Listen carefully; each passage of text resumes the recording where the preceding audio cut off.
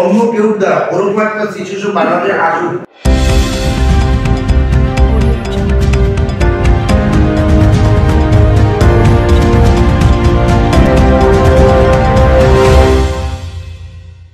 এটা কি আমরা শিক্ষিত বিবেকবান লোক হিসেবে চাইতে পারি?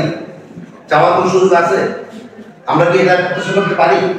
কারণ আমিও তো থাকবো, আপনিও তো থাকবেন, সবাই প্রশ্ন করবো। এটা কোনোভাবেই অ্যালাউ করার সুযোগ নাই। তার কারণ আমাদের এখানে আছে, আমি জানি না কেউ ভাবে থাকতে পারে। আমাদের জন্য কি কোনো দেশ এরকম রেডি আছে যেখানে আমরা এই পাবো? কি বলবো? বলা যায় আসলে আমার ন্যূনতম দ্রুততম আমরা জানি কোথায় কোথায় কোন সময় ঘটনাগুলো হচ্ছে।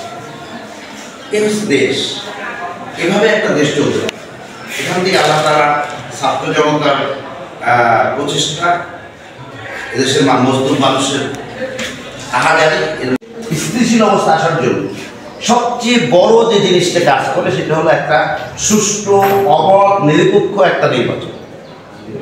এটা যদি উপহার দেওয়া যায় তাহলে একটা সুষ্ঠু দেশ হওয়া সম্ভব। আর ওখানে যদি কোনো রকম ঝামেলা হয় তাহলে নির্বাচন হয়ে যাবে, কিন্তু তারপরে অস্থিতিশীল অবস্থা। এবং এই কাজটা করার জন্য তিনটা জিনিস বড় হয়। একটা হচ্ছে প্রশাসন, আর একটা হচ্ছে যারা ডিউটি করে, দ্যাট মিনস আমরা ম্যাক্সিমাম কিছু। আমরা আলহামদুলিল্লাহ আমি আমার এই কনস্টিটিউয়েন্সির প্রত্যেকটা থানায় এবং ইউনো অফিসে গিয়ে তাদের সাথে নিবিড়